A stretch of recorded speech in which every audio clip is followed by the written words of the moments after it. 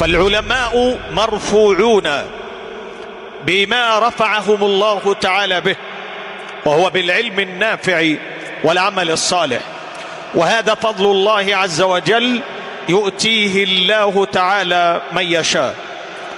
وجود العلماء في أوساط المجتمعات الإسلامية بمثابة النور، فهم كما قال ابن القيم عليه رحمة الله بمثابة النجوم، فالنجوم علامات يهتدى بها في ظلمات البر والبحر، وكذلك العلماء يهتدى بهم في حال ما إذا ضلت الأمة.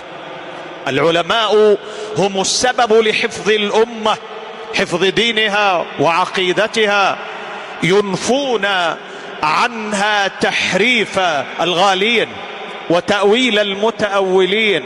العلماء وجودهم في المجتمع نور، فهم حراس العقيدة وحراس الدين، ولولا أن الله جعل في الأمة علماء لضلت. ولهذا من علامة الساعة موت العلماء، وإذا مات العلماء مات حراس العقيدة وحراس السنة وحراس العلم.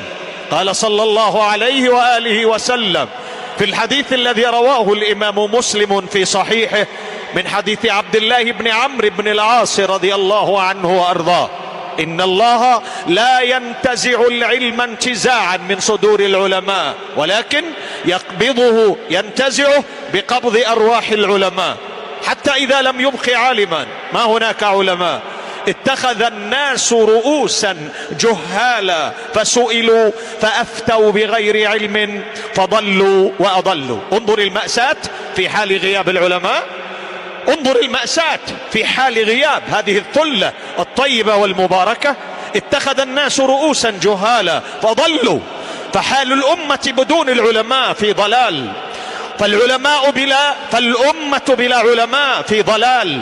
الأمة بلا علماء كسفينة بلا قيادة تتخبطها الأمواج وتتخبطها الأعاصير والأمواج فوق مياه البحار، لكن بوجود العلماء يحصل الخير بإذن الله تبارك وتعالى.